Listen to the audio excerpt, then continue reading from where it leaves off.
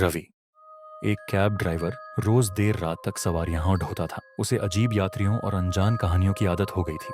लेकिन उस रात जो हुआ वह किसी बुरे सपने से कम नहीं था। रात के करीब 2 बजे जब वह घर लौटने वाला था, तभी उसके मोबाइल पर एक आखिरी राइड का नोटिफिकेशन आया। पिकअप लोकेशन थी शहर के बाहरी इलाके में एक सुनसान सड़क। आमतौर पर वह इस तरह की जगहों पर जाना टाल देता, लेकिन जाने क्यों उस रात उसने हामी भर दी। जब वह वहां पहुंचा तो हल्की ठंडी हवा चल रही थी।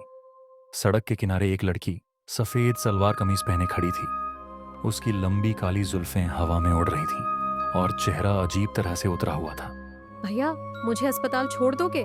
उसकी आवाज बहुत धीमी लेकिन गहरी थी। रवि ने दरवाजा खोला और लड़की चुपचाप पीछे वाली सीट पर बैठ गई। रवि को कुछ अजीब लगा। उसकी एंट्री के बाद भी कार में कोई हलचल नहीं हुई, न सीट झुकी न ही कपड़ों की सरसराहट हुई। लेकिन उसने इस ख्याल को झटका और गाड़ी बढ़ा दी। रास्ते में उसने यूं ही बातचीत शुरू करने की कोशिश की। इतनी रात को अकेली कहां से आ रही हो? लड़की ने शीशे के बाहर घूरते हुए जवाब दिया। जहाँ से आई हूँ वहाँ से लौटने वाले बहुत कम होते हैं। रवि को झटका लगा। उसने शीशे में देखा, लड़की का चेहरा अब भी भाव शून्य था। अचानक गाड़ी के भीतर ठंड बढ़ने लगी। तभी लड़की ने कहा, बस जल्दी पहुँचा दो, बहुत देर हो गई है। रवि को घबराहट होने लगी, लेकिन उसने स्पीड बढ़ा दी।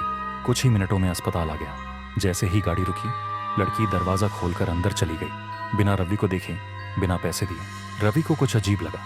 उसे लगा कि लड़की शायद किसी मुसीबत में होगी।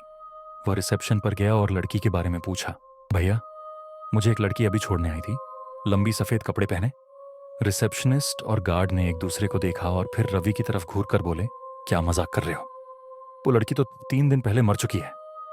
रवि का शरीर कांप गया। नहीं, मैंने उसे अपनी कैब में बैठाया अभी अभी। गार्ड उसे मोर्चरी के कमरे तक ले गया। अंदर एक स्टील की ट्रे पर सफेद कपड़ों में ढकी एक लाश रखी थी। रवि की सांसें अटक गईं। गार्ड ने चादर हटाई। वही लड़की, बिल्कुल वैसे ही सफेद कपड़े, वैसे ही लंबे बाल, वैसे ही भावशून्य चेहरा।